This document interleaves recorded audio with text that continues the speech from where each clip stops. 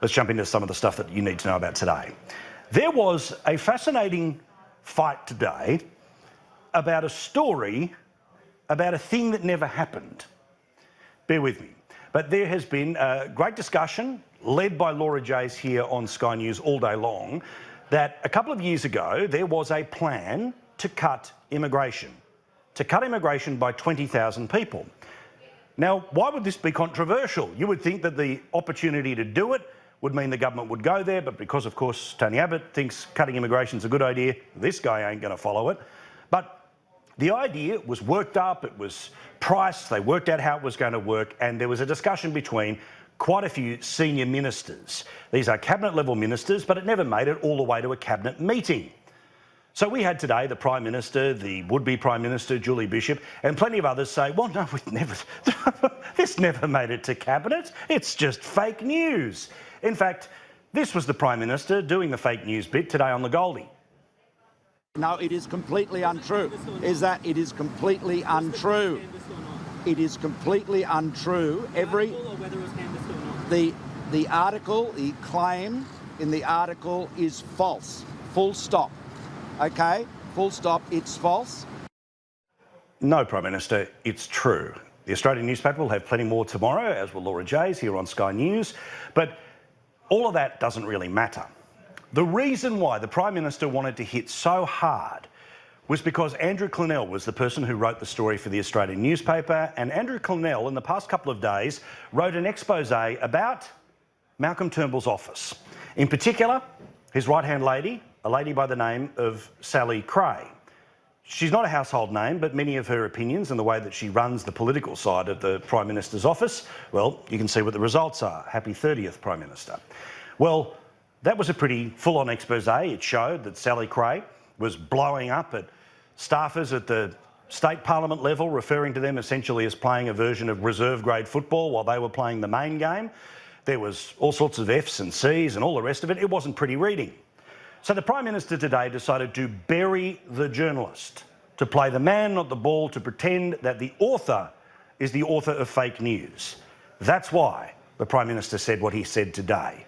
It also helps that they're able to bury, in part, one of the blokes who slowly but surely will come into the picture as a potential leader, the best minister in the Turnbull government, that being Peter Dutton.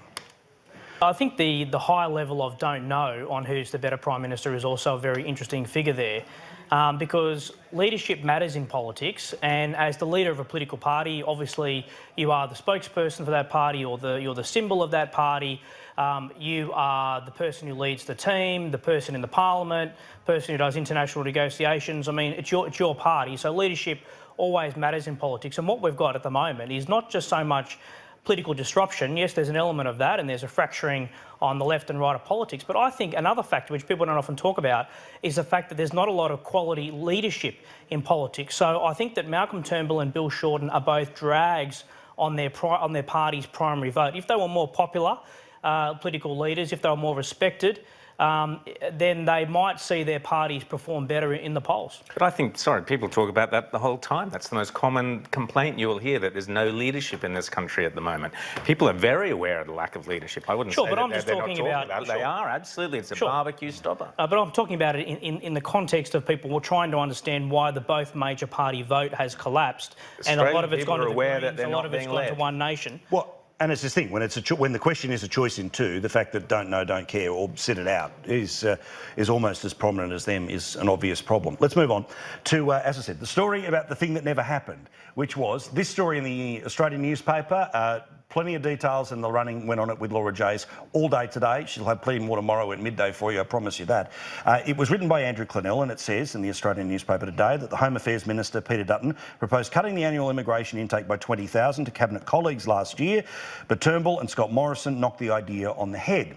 So the talking point today of any Cabinet Minister who got in front of a camera was, well, this never went to Cabinet. This couldn't possibly be true. The Prime Minister announcing, by the way, $1 billion in funding to apparently take care of traffic snails on the M1 between the Goldie and Brisbane, but that has to be matched dollar for dollar by the Queensland government, but that's by the by. He says fake news. No, it is completely untrue. It is completely untrue. It is completely untrue. The article, the claim in the article is false. Full stop. Okay? Full stop. It's false. But I think what this was really about was trying to bury the reporter who wrote an insight into how the Prime Minister's office works. Rowan, is that unfair? No, not at all. And the Andrew Clennell article on Monday to celebrate the 30th news poll was a very long article, and it went into a great deal of depth about the workings of the Turnbull office. And in that, he himself said, many people had said to him, you should not be writing this article because the way the Turnbull office operates, particularly this Sally Cray and others, is they will play the man. They will try and bury you, they will try and attack you, they will go running around. And they were talking specifically in that article about John Barilaro, the New South Wales guy who came out just before Christmas and said, I think it's time Turnbull went. He was apparently, according to this article, threatened with, you know, we're going to put there better not be any dirt on you because that'll go to the telly or whatever. But this is the kind of, you know, House of Cards stuff. It's horrible. And the thought that this is how, I'm sure it is how our government runs, but it's very depressing for people to read this stuff. And then the next day they come out and they do exactly what the article was saying. They play the Frank Underwood, they go and try and trash this guy. And the stupid thing, we discussed immigration here on this show repeatedly over the last 6 months or so. It is such a no-brainer if the Liberals want to win the next election, even if they just tweak it down a little bit, just to say we realise that the rate has gone too high, we're just nudging it back. The idiocy, it's as bad as climate change to have two great subjects that would win over the election in a landslide, and they've dismissed them both. Well, insane. Again, I just sort of think, you know, one of the subtle ways of cutting this too is when you're making an announcement about $1 billion to fund a road, because guess what? There's lots of people. That's right. No, there's no way there was a chat about cutting it. It was just any way you sliced it, it was very weird, and that sort of speaks to the political judgment around all of this.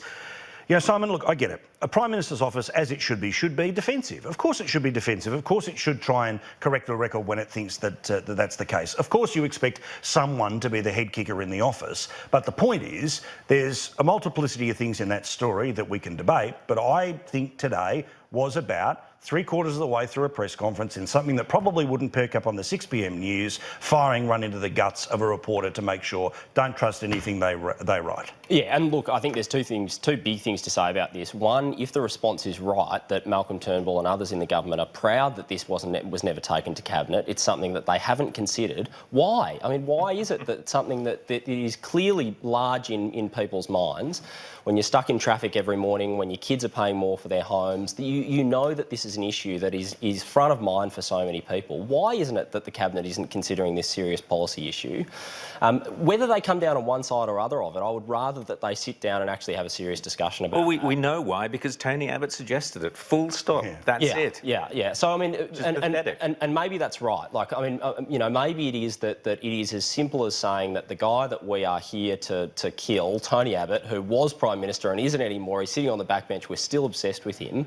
Maybe that's the best explanation for why it is that they reacted in the way that they did. But the second thing that's really important about this is good on Clennell for writing this story, because the reality for him and for other journalists that break stories like these is, yes, okay, you know, you get a really significant story that you get to write on Monday, but what happens on Tuesday and Wednesday and Thursday? And I think that the reason this is important is not necessarily because of Sally Cray or Malcolm Turnbull, but because it shines a light on the way that politics is run. Yep, absolutely. Obviously, you'll be defensive of a colleague, but what about the idea here? Have I got this wrong? Am I overthinking it a bit here? No, I think that it's perfectly reasonable for governments to consider all sorts of policy proposals.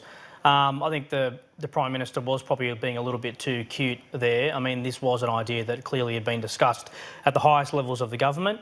He didn't want to go there, so he wanted to shut it down. I mean, Andrew Clennell is a first-rate political journalist, and I wouldn't be questioning his reporting.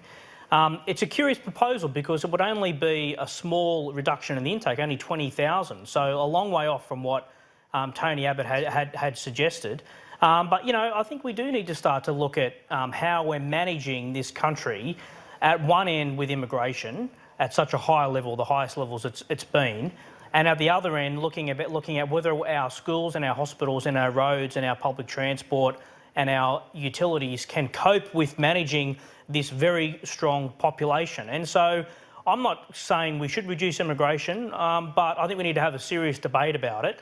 I've said on the show previously, I would like to see governments pull their finger out and dramatically escalate the building of infrastructure with the private sector in this country. I would like to see that as the solution rather than just turning down the level of immigration. But in any event, this thing should be discussed. I think you're probably a little bit harsh on Malcolm Turnbull there, because also the report said that the Treasurer, Scott Morrison, was also very strongly opposed to this idea as well, and I suspect others in Cabinet were too. The reason I was fiddling around with my computer was that there was a report a couple of weeks ago in New South Wales. Just an interesting fun fact, kids, is for the first time in, well, very long time, immigration will outstrip the birth rate in New South Wales in the next little while. So you want to talk about the most populous state with all of those infrastructure issues and all the rest of it, well, this government will preside over a scenario where we'll be bringing in more than we have in the hospitals. Yeah, and most of the immigrants, of course, come to New South Wales first, and that's where most of them stay. Yep. And the Berejiklian government, I don't think, has managed